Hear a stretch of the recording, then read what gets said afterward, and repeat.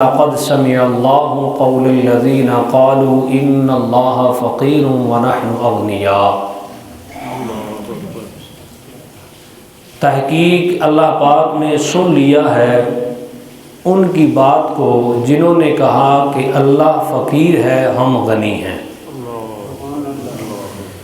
اس آیت کا پس منظر یہ ہے، ایک دن حضرت ابوبکر صدیق رضی اللہ تعالیٰ عنہ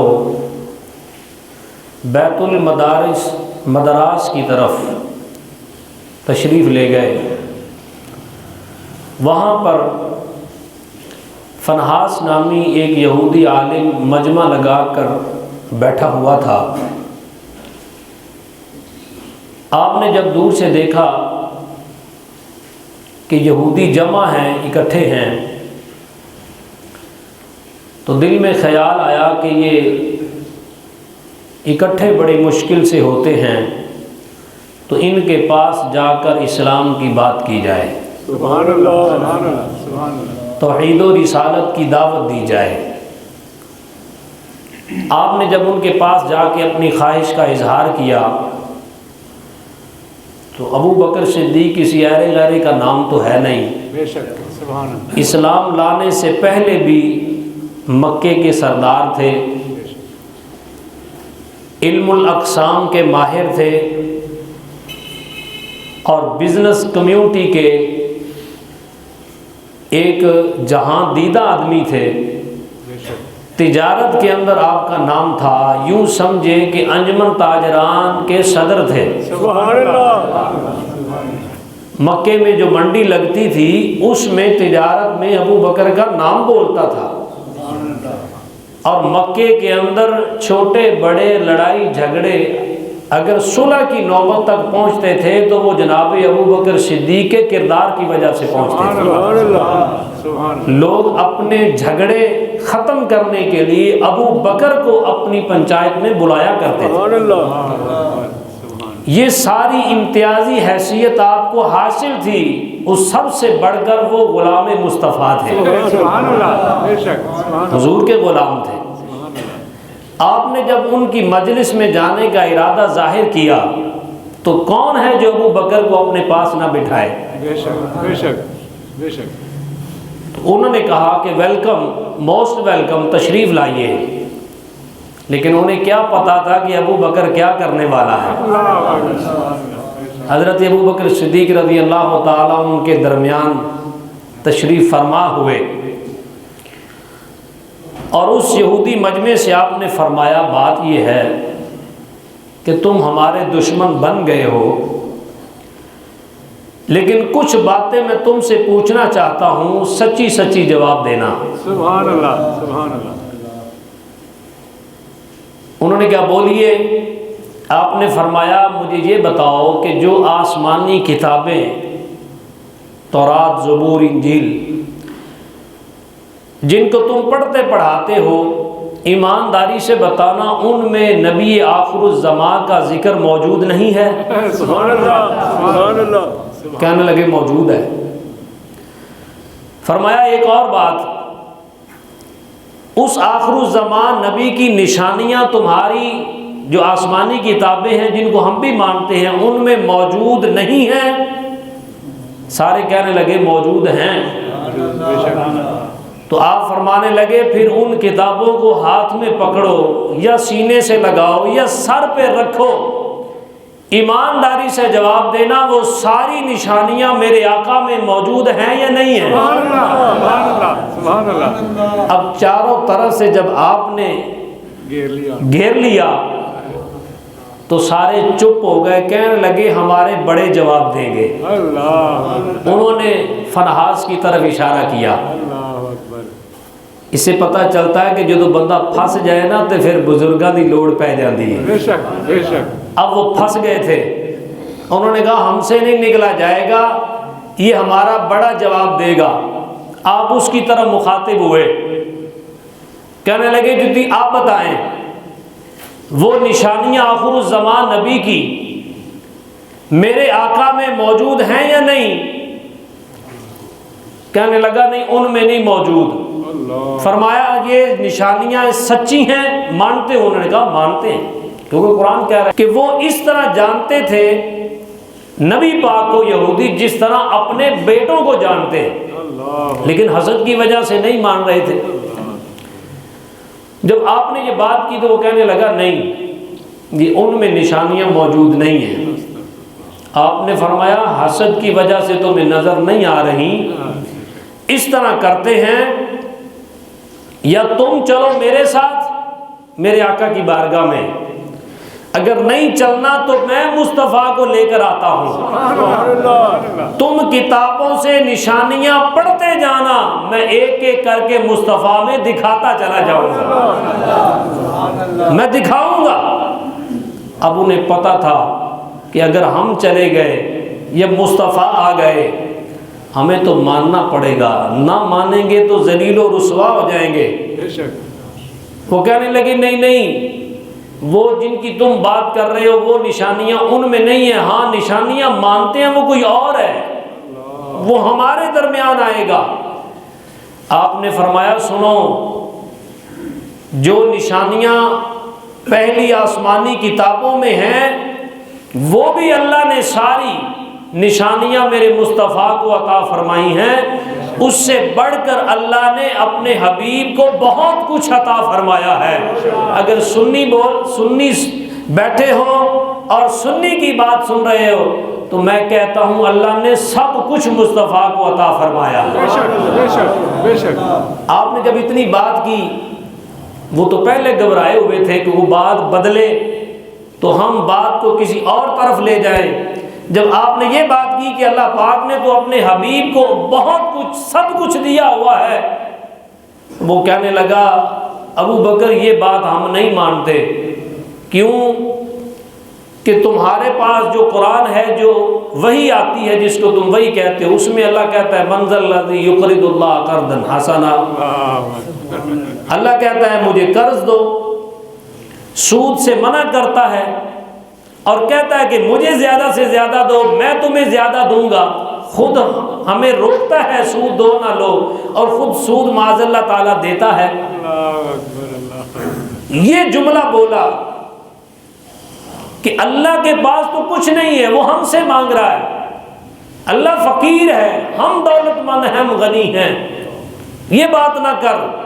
اب غیرت صدیقی جوش میں آ گئی، سبحان اللہ، اب غیرت صدیقی آپ کی شخصیت پر غالب آئی، آپ اٹھے اور پورے زور سے قوت صدیقی سے آپ نے ایک تھپڑ اسے مارا، اللہ اکبر، اور ایک تھپڑ مارا وہ گر گیا، اس میں زور کہاں؟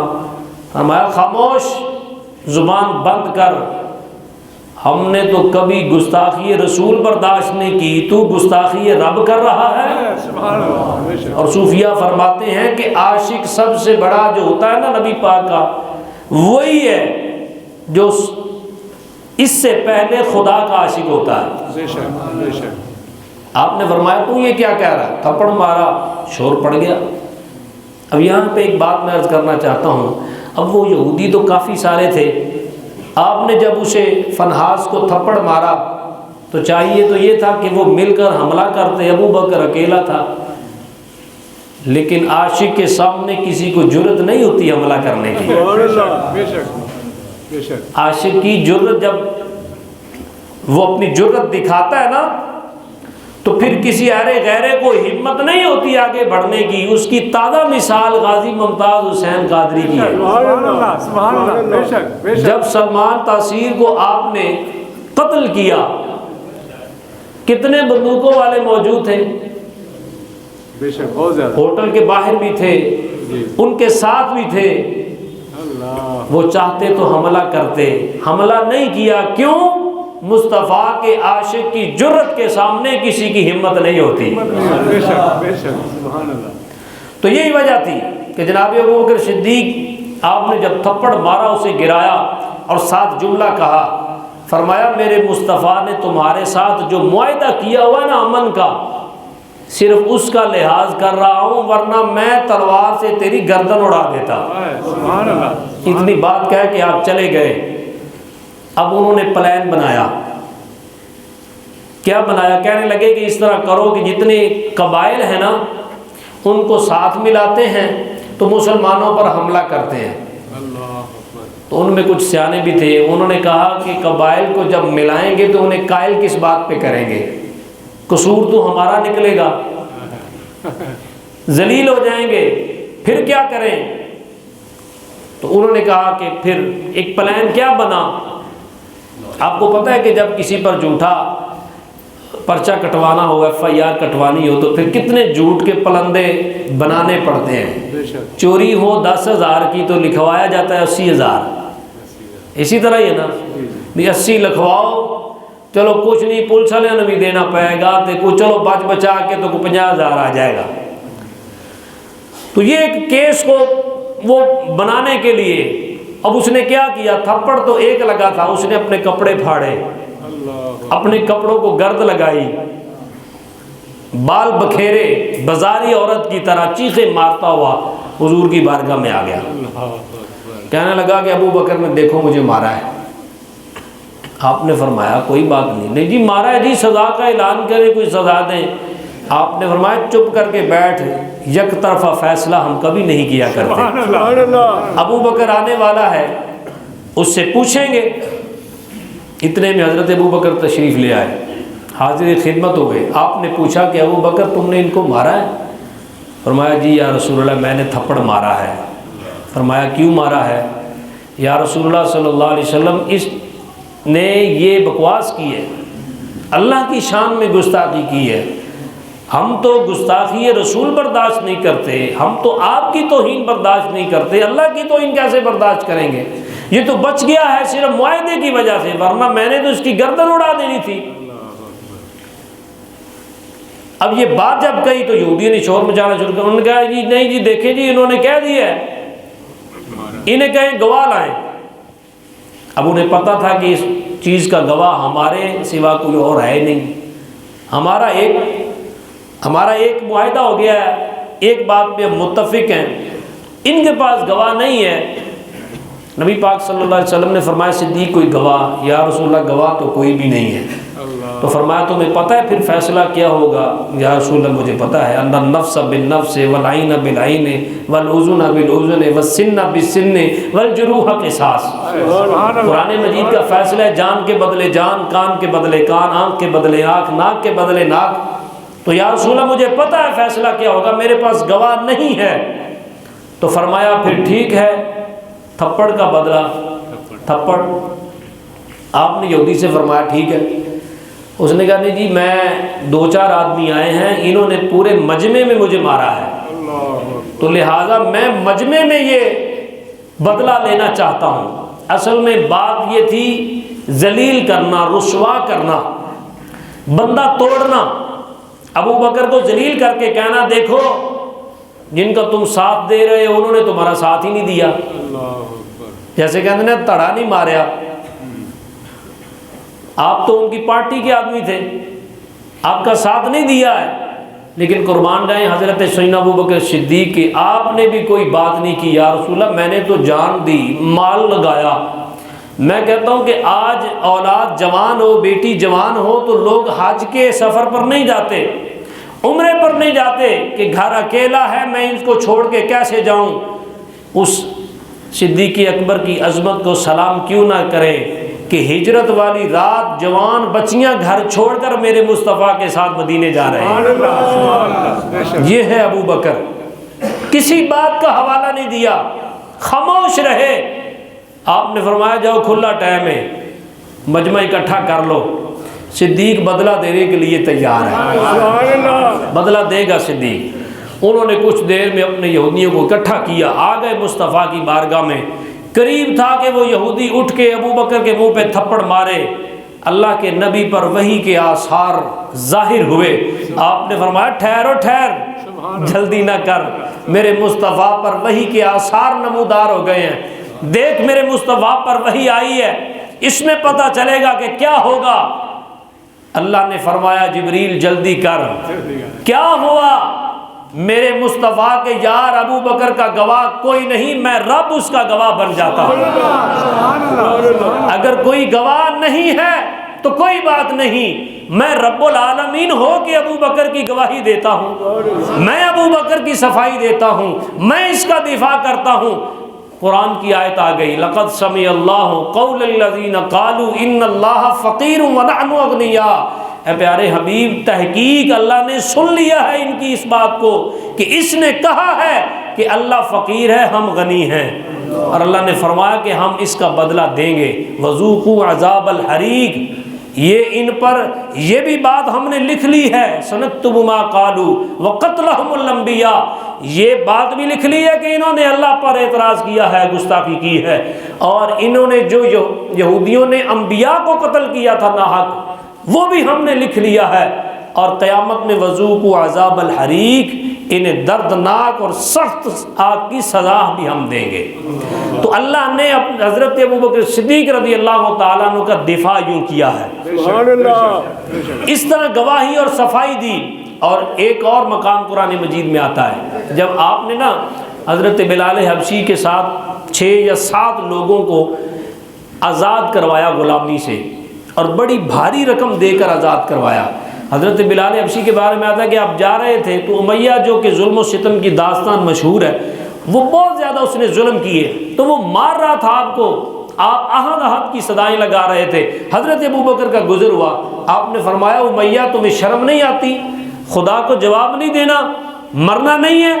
وہ کہنے لگا کہ اگر تمہیں اتنا ہی درد ہے نا، تیری وجہ سے یہ خراب ہوا ہے، اس نے اپنا ایمان تمہاری وجہ سے تو بدلا ہے، اگر تمہیں اتنا ہی درد ہے تو اس کو خرید کیوں نہیں لیتے؟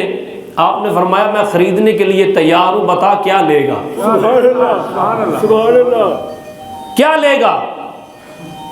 اس نے کہا کہ آپ کا جو غلام ہے نا نتاس، وہ بڑا زیرک آدمی تھا، وہ بھی حبشی تھا، اس نے کہا کہ اگر تم لینا چاہتے ہو تو مجھے وہ اپنا غلام دے دو، اور اس غلام کے ساتھ بکریاں بھی تھیں، مال دولت بھی تھی، ہزاروں دینار اور درہم کا مالک تھا وہ غلام، اور وہ فن بھی جانتا تھا۔ تو اس نے کہا کہ وہ غلام مجھے چاہیے۔ حضرت ابوبکر صدیق نے کہا ٹھیک ہے، ڈن ہو گئی۔ سبحان اللہ، کہنے لگا نہیں کچھ اور بھی چاہیے، مجھے 7 دینار درہم بھی چاہیے۔ فرمایا وہ بھی ٹھیک ہے، ملیں گے۔ اس نے کہا کہ اتنی اوقیہ چاندی بھی چاہیے، آپ نے فرمایا چاندی بھی دے دوں گا۔ کہنے لگا کہ سونا بھی چاہیے، کہ آپ نے فرمایا سونا بھی مل جائے گا۔ یہ سودا طے ہو رہا ہے تو لوگ پاس سے گزرے تو یہ بڑھتا چلا جا رہا ہے۔ حضرت صدیق اکبر کہتے ہیں یہ بھی ملے گا، یہ بھی ملے گا۔ لوگ جمع ہو گئے، ابھی سودا ہو رہا ہے، تو ذرا دیکھیے کی ہوتا ہے۔ جب انہوں نے دیکھا کہ امیہ بڑھتا چلا جا رہا ہے، ابو بکر دیتے چلے جا رہے ہیں، تو پنجابی جی کہتے ہیں برتن دا منہ کھلا ہوئے تو کتے نو حیا کرنی چاہیے، نہیں سمجھا؟ پانڈا کھلا ہوئے تو کتے نو ہی حیا کرنی چاہیے۔ لوگوں نے شرم دوائی، اور امیہ کوئی حیا کر، اگر ابو بکر خریدنے پر آ گئے ہیں تو ہی کوئی شرم کر جا، یہ اتنے کا غلام ہے جو بیچ رہا۔ آپ نے فرمایا چپ کر جاؤ، میں آج نیت کر کے آیا ہوں، جو مانگے گا دوں گا، مجھے اپنا آپ بھی بیچنا پڑا میں بیچ کر حبشی بلال کو آزاد کروا کے لے جاؤں گا، کیونکہ اس کی آزادی کی خواہش مصطفیٰ نے ظاہر کی ہے۔ حضور نے فرمایا تھا کہ کاش ہم بلال کو آزاد کروا لیں، تو آج میں تل کے آ گیا ہوں۔ آپ نے حضرت بلال کو آزاد کروایا، اور زخمی بلال روتا ہوا، آنسو پوچھتا ہوا حضرت صدیق اکبر کے ساتھ حضور کی بارگاہ میں آتے ہیں۔ اللہ اکبر، وہ کیسا منظر! حضور علیہ السلام نے جب حضرت بلال حبشی کو دیکھا نا ابو بکر کے ساتھ، تو سمجھ گئے کہ یہ آزاد کروا کے لا رہا ہے، خرید کے لا رہا ہے۔ تو مصطفیٰ کریم کھڑے ہو کر نا استقبال کیا، اور اپنی باہیں اس طرح کھولی اور حضرت بلال کو سینے سے لگایا۔ میں کہتا ہوں ایمانداری سے بتائیں کہ جب مصطفیٰ نے سینے سے لگایا ہوگا، آج تو پیر نا کرونے کی وجہ سے غریب آدمی سے سلام نہیں لیتے، بھی کرونا ہو جائے گا، ٹھیک ہے نا، دستانے چڑھ گئے۔ تو میرے بھائیوں، یہ ہے رہبر اعظم صلی اللہ علیہ وسلم، یہ ہے ہادی، یہ ہے رہبر، کہ مصطفیٰ کریم نے زخمی بلال کو سینے سے لگایا۔ ایمانداری سے بتائیں جب سینے سے مصطفیٰ نے لگایا ہوگا تو دور غلامی کی ساری تھکن دور نہیں ہوگی۔ سبحان اللہ، آپ نے سینے سے لگایا تو مصطفیٰ کی آنکھوں میں بھی آنسو. حضور رو کر کہنے لگے ابو بکر اور تم جب خریدنے گئے تھے مجھے بتاتے میں بھی حصہ ڈالتا, مجھے بھی شریک بنا لیتے, میں بھی مال لگاتا, ہم دونوں مل کر بلال کو خریدتے. سنی بن کے جملہ سننا. مصطفیٰ کی بارگاہ میں ابو بکر کیا عرض کرتے ہیں, یا رسول اللہ صلی اللہ علیہ وآلہ وسلم میں آپ کو شریک سمجھوں؟ شریک تو آدھے کا مالک ہوتا ہے, شریک پارٹنر کو کہتے ہیں, پارٹنر تو آدھے کا مالک ہوتا ہے. مصطفیٰ آپ حبیب ہیں, اللہ نے آپ کو کل کا مالک بنایا ہے. میں کیوں کہوں کہ آپ کو میں شریک, میں بھی آپ کا, میرا مال بھی آپ کا, بلال بھی آپ کا, میں یہ کیوں کہوں؟ آپ کل کے مالک ہیں, آپ کو میں شریک کیوں بناؤں؟ سب کچھ آپ کا ہے.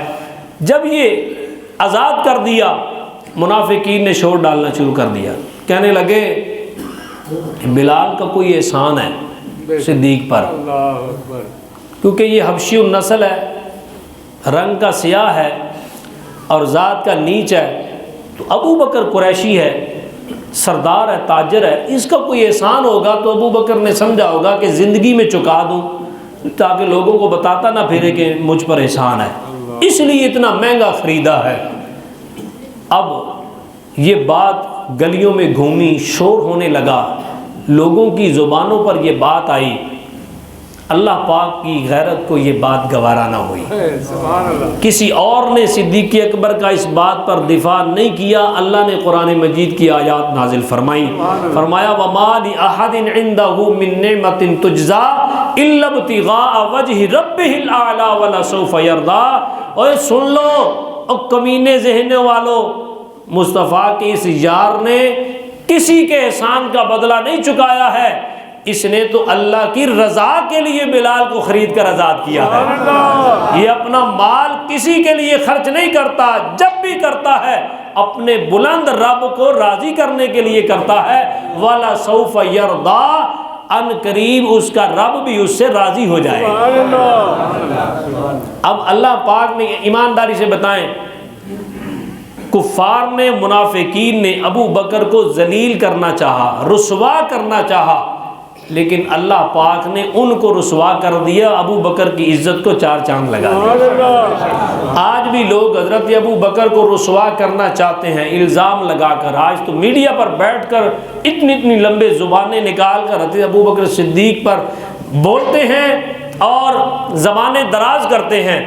میرے بھائیوں, یہ اس وقت بھی ناکام ہو گئے تھے, آج بھی ابو بکر پر بھونکنے والے ناکام ہو جائیں گے. ان کی شان کیا ہے؟ یہ تو آج کے کوئی ساتھ ہیں, جس طرح میں نے پچھلے جو میں عرض کی, یہ کوئی اتفاق سے ساتھ ملے, یہ کوئی حادثاتی طور پر آئے ہیں. ایک دن نبی پاک صلی اللہ تعالی علیہ وسلم نے فرمایا ابو بکر یار تمہیں وہ یاد ہے وہ منظر جب عالم ارواح میں اللہ نے پوچھا تھا لست بربکم؟ سبحان اللہ, سارے بولو ذرا سبحان اللہ. تمہیں وہ منظر یاد ہے عالم ارواح والا؟ یا رسول اللہ کون سا؟ فرمایا جب اللہ نے پوچھا تھا لست بربکم, کیا میں تمہارا رب نہیں ہوں؟ یا رسول اللہ مجھے یاد ہے, اگر اجازت دیں تو میں بتاؤں؟ یا رسول اللہ صلی اللہ علیہ وسلم اگر اجازت دیں تو میں بتاؤں کہ وہاں کیا ہوا تھا؟ فرمایا اسی لیے تو تمہیں پوچھا ہے, ذرا بیان کرو نا. اب صحابہ بیٹھے ہیں صحابہ کے مجمع میں, حضرت ابو بکر صدیق کیا منظر بیان کر رہے ہیں کہ یا رسول اللہ جب اللہ نے الست بربکم کہا روحوں سے کہ کیا میں تمہارا رب نہیں ہوں, تو یا رسول اللہ ساری روحیں خاموش ہو گئی تھیں. ساری روحیں خاموش کیوں ہو گئی؟ امتحان تو آدمی کا اس وقت ہوتا ہے نا جب کسی کو کچھ سکھایا جائے تو بعد میں اسے پوچھا جائے بتاؤ میں نے یہ پڑھایا تھا. عالم ارواح میں کوئی مدرسہ نہیں, کوئی سکول نہیں, کوئی انسٹیٹیوٹ نہیں, کوئی یونیورسٹی نہیں, لیکن اللہ روحوں سے سوال کر رہا ہے. روحیں چپ, اللہ کی قسم کھا کے کہہ رہا ہوں انبیاء کی روحیں بھی خاموش, اولیاء کی بھی خاموش, آپ کی روحیں بھی خاموش, میری روح بھی خاموش. کیا جواب دیں جب پڑھایا ہی نہیں تو سوال کا جواب کیا ہو؟ یا رسول اللہ خاموش تھی روحیں, فرمایا پھر کیا ہوا؟ حضرت ابو بکر صدیق نے صحابہ کی طرف منہ کر کے کہا او میرے بھائیوں، او میرے پیر بھائیوں، سنو پھر کیا ہوا۔ ہوا نور و رسول اللہ صلی اللہ علیہ وآلہ وسلم، ایک کونے سے آواز آئی بلا، کیوں نہیں، تو ہی ہمارا رب ہے۔ اس کے بعد پھر ساری روحوں نے شور مچا دیا بلا بلا۔ اور میرے غلاموں، میرے نبی کے غلاموں، میں بتاؤں کہ وہ کس نے بلا سب سے پہلے کہا تھا؟ صحابہ نے کہا بتاؤ صدیق۔ فرمایا ہوا نور و رسول اللہ صلی اللہ علیہ وآلہ وسلم، وہ سب سے پہلے جس نے بلا کہا تھا وہ نبی پاک کا نور تھا۔ حضور کے نور نے سب سے پہلے بلا کہا، اس لیے ہم کہتے ہیں کہ حضور معلم کائنات ہیں، اور وہاں مشکل کشائی فرمائی ہے مصطفیٰ نے۔ جہاں روحیں سب پھنس گئی تھی، کوئی جواب نہیں آ رہا تھا، مصطفیٰ کی روح نے وہاں بھی کرم کیا، سب کو بلا سکھایا ہے۔ یہ بات ہوئی، صحابہ بڑے خوش ہوئے کہ سب سے پہلے مصطفیٰ نے کہا تھا بلا۔ اتنے میں حضور بولے، فرمایا میری بھی بات سن لو، صدیق کی سنی ہے نا تو میری بھی سنو۔ سب سے پہلے میں نے بلا کہا تھا، میرے بعد سب سے پہلے ابو بکر نے کہا تھا، میرے بعد سب سے پہلے ابو بکر نے بلا کہا تھا۔ جہاں حضور نے اشارہ بھی فرما دیا کہ میرے بعد اگر میرے مصلی پر بیٹھنے کے قابل ہے تو وہ ابو بکر صدیق ہے۔ تو ایک بات جلدی سے میں عرض کر دوں حضرت مولا علی کے حوالے سے، سارے بولو نا ذرا، علی کے نام پر تو آپ زیادہ بولتے ہیں نا، محفلوں میں بھی جہاں علی پاک کا ذکر ہوتا ہے سارے بولتے ہیں، تو میں اس کا ذکر کر رہا ہوں جو علی کا بھی امام ہے۔ تو مولا علی نے بھی جس کے پیچھے نمازیں پڑھی ہوئی ہیں، میں اس کا ذکر کر رہا ہوں۔ حضرت مولا علی نا بیمار ہو گئے، بیمار ہوئے تو حضرت ابو بکر، حضرت عمر، حضرت عثمان غنی تینوں یار بیٹھے ہیں، تو کہنے لگے یار پتہ چلا ہے کہ علی بیمار ہیں؟ کہنے لگے یار نہیں۔ تو انہوں نے کہا یار وہ بیمار ہیں تو ہم ان کی تیمارداری نہ کر کے آئیں۔ تینوں نے کہا ٹھیک ہے۔ تینوں یار مل کر حضرت مولا علی کے گھر کی طرف چل دیے۔ ذرا سبحان اللہ کی صدا، ٹھنڈے بندے سے بات نہیں ہے، ذرا بلند آواز سے بولے سبحان اللہ، کیونکہ اس وقت یہ جذباتی ہو کے باتیں سننے والی ہیں۔ جو حالات ہیں اور صحابہ کرام پر کیچڑ اچھالا جا رہا نا اس وقت، آپ کو تو فرصت ہی نہیں ہے روٹی روزی سے، آپ دیکھیں کہ اتنی سطح پر کس طرح صحابہ کرام کی توہین کی جا رہی ہے اور لوگ ثواب سمجھ کر کر رہے ہیں۔ تو سنیوں، جن کے ذریعے سے اسلام ہم تک پہنچا ہے، ان کی محنت سے آج ہم مسلمان ہیں۔ اگر رسول اللہ کی باتیں صحابہ آگے نہ پہنچاتے تو ہم تک پہنچتا دین؟ ہم مرہون منت ہیں ان کے، تو ان کی ذات کا دفاع کرنا بھی کلمہ گو مسلمان کا حق بنتا ہے یا نہیں بنتا؟ اور پھر ہم تو ویسے ہی سنی ہیں، ہم تو اہل سنت ہیں، سنی ہیں، ہمارے لیے تو ایک ایک صحابی حضور کا ہماری آنکھوں کا تارا ہے، ہمارے سر کا تاج ہے۔ حضرت مولا علی کے گھر میں تینوں یار مل کر پہنچے، دروازے پر دستک دی، آپ نے غلام کو بھیجا کہ دیکھو کون آیا ہے، تو اس نے آ کے کہا جی آپ کے یار آئے ہیں۔ فرمایا جلدی کرو اندر بلاؤ۔ دروازہ کھولا، تینوں یار اندر تشریف لائے اور مولا علی بھی ساتھ مل کر بیٹھے۔ کتنے ہو گئے؟ سارے بولو، پچھلے بھی سارے، چارے یار مل کر بیٹھے۔ حضرت مولا علی نے اپنے غلام سے فرمایا کہ میرے یار آئے ہیں، ان کے لیے کچھ کھانے کا بندوبست کرو۔ اور اس نے کھانے کے لیے شہد اٹھایا۔ آپ نے فرمایا وہ جو سفید رنگ کی پلیٹ ہے نا، پیالہ جو بڑا مہنگا اور بڑا اچھا ہے، اس میں ڈال کے لانا۔ یعنی یاراں واسطے کوئی پیالہ بھی اسپیشل رکھے آسی، نہیں سمجھے آپ؟ اپنے یاروں کے لیے پلیٹ اور پیالہ بھی اسپیشل وہ تھا۔ فرمایا اس پیالے میں ڈال کے لاؤ۔ اب غلام نے نا وہ پلیٹ میں شہد ڈالا، غلام تھا نہیں دیکھا، جلدی سے اس کے اوپر رومال دیا، اس کو ڈھانپ کرنا دونوں ہاتھوں سے لا کے، تو چار یاروں کے درمیان میں وہ پلیٹ رکھ دی۔ اب پلیٹ رکھی، حضرت مولا علی نے جب کپڑا اٹھایا تو شہد کے اندر نا ایک بال تھا، یعنی یہ داڑھی کا یا سر کا شہد کے اندر موجود تھا۔ آپ غصے ہونے لگے، اوے تمہیں پتہ نہیں مہمانوں کی مہمان نوازی کس طرح کرتے ہیں، دھیان نہیں کیا، کپڑے کو جھاڑا نہیں ہے یا پلیٹ کو صاف نہیں کیا تھا۔ اتنے میں ابو بکر بولے علی کوئی بات نہیں، گھبرا کیوں رہے ہو؟ نہ گھبراؤ اور نہ پریشان ہو اور نہ اس کو جھڑکو ڈانٹو، مجھے تو یہ بال شہد کے اندر بڑا پیارا لگ رہا ہے۔ یہ شہد کے اندر بال، بولو سارے، بڑا پیارا لگ رہا ہے، یہ تو بڑا پیارا لگ رہا ہے۔ فرمایا جاؤ، غلام سے کہہ دیا تم جاؤ، ہم باتیں کرتے ہیں۔ تو جناب ابو بکر بولے، کہنے لگے علی یہ بات پلیٹ کے اندر تو بہت پیارا لگ رہا ہے، اس طرح کرتے ہیں ہم کوئی اور باتیں کرنے کی بجائے اس پلیٹ کو، اس شہد کو اور اس بال کو کسی اچھی چیز سے تشبیہ نہ دے لیں، سبحان اللہ، یعنی اس پر کوئی تبصرہ نہ کر لیں اچھا سا۔ آپ نے فرمایا ٹھیک ہے۔ حضرت ابو بکر نے کہا علی پھر آپ میزبان ہیں، ذرا آپ اس پر تبصرہ کریں کہ یہ پلیٹ میں شہد ہے اور اس میں بال ہے، تو اس کو تشبیہ دینا کسی اچھی چیز سے۔ یہ جملہ سن کے سنی بلند آواز سے سبحان اللہ کی صدا ضرور لگانا، جملہ سن کے، اور میں دیکھوں گا کہ کس کس کو سمجھ آئی ہے اس جملے کی اور کون ہے جو اپنی ماں کا دودھ حلال کر رہا ہے۔ حضرت مولا علی کہنے لگے ابو بکر میں تبصرہ کیسے کروں، امت میں افضل تو آپ ہیں، اس لیے میں نہیں، آپ تبصرہ کریں گے۔ امت میں افضل اللہ نے آپ کو بنایا ہے اور تبصرہ علی کرے؟ نہیں، یہ نہیں ہو سکتا۔ علی کے ہوتے ہوئے، ابو بکر کے ہوتے ہوئے علی تبصرہ نہیں کرے گا، پہلے آپ ارشاد فرمائیں۔ آپ نے فرمایا ٹھیک ہے۔ حضرت ابو بکر رضی اللہ تعالیٰ عنہ بولے، کہنے لگے کہ اس پلیٹ کو میں تشبیہ دے رہا ہوں، الدین انور من الطشت، کہ یہ پلیٹ سفید رنگ کی چمکدار ہے۔ آپ فرمانے لگے کہ اس پلیٹ سے چمکدار خدا کا دین ہے۔ سبحان اللہ۔ اب تشبیہ دیکھیں آپ کہ اس پلیٹ سے، یہ چمکدار پلیٹ ہے، پیالہ ہے، فرمایا اس پلیٹ سے چمکدار ہمارا دین ہے، اور وذکر اللہ احلی من العسل، اور اللہ کا ذکر اس شہد سے بھی میٹھا ہے۔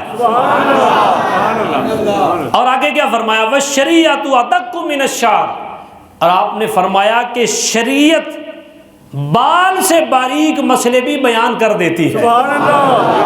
یعنی پلیٹ سے چمکدار دین ہے اور اللہ کا ذکر شہد سے میٹھا ہے، اور شریعت باریک سے باریک مسئلہ بھی، اس بال سے باریک مسئلہ بھی بیان کر دیتی ہے۔ سبحان اللہ۔ حضرت ابو بکر نے فرمایا میں نے بیان کر دی ہے، اب آپ بیان کریں۔ اب اگلی بات سن کے بھی سنیو تم جھوم جانا۔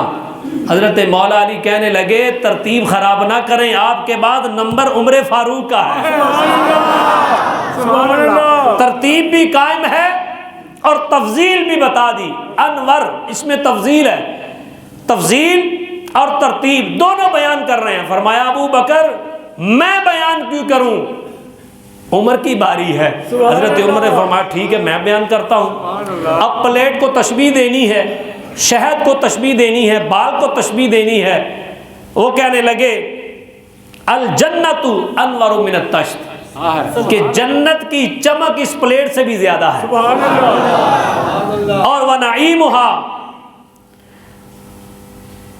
فرمایا وَنَعِيمُ أَحْلَى مِنَ الْعَسْلِ، کہ اس کے اندر جو نعمتیں ہیں نا وہ شہد سے بھی زیادہ میٹھی ہیں۔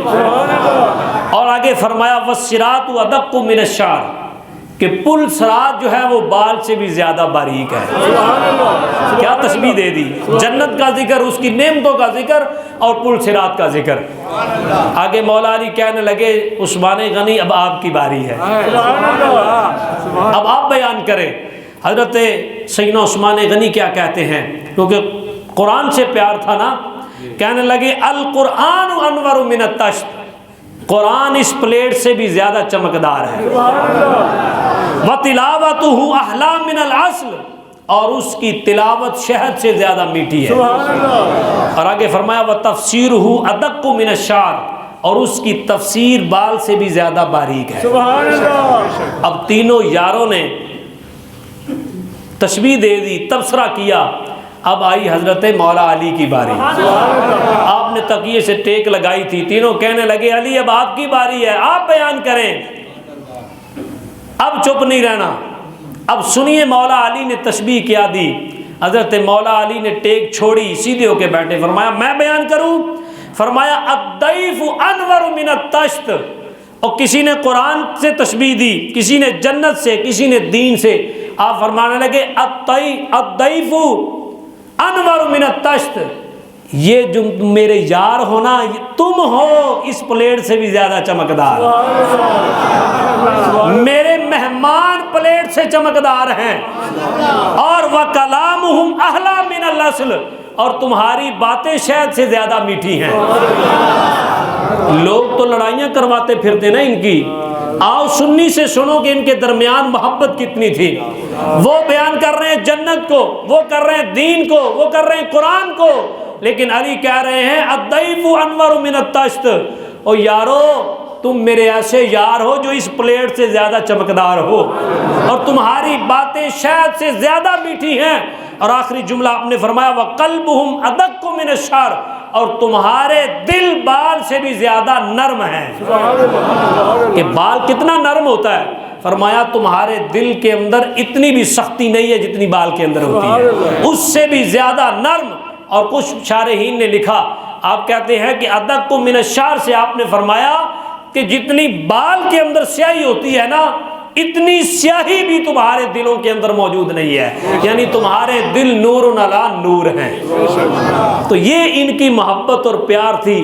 حق چار یار کی بات ہوتی تو پھر اور میں بات عرض کرتا۔ حضرت ابوبکر صدیق کو اللہ نے شان عطا فرمائی ہے، یہ صحابہ کا آپس میں پیار محبت تھا۔ اللہ تعالیٰ حضور کے صدقے ہمیں سب کی عقیدت اور احترام کی توفیق نصیب فرمائے، آمین بجاہ النبی۔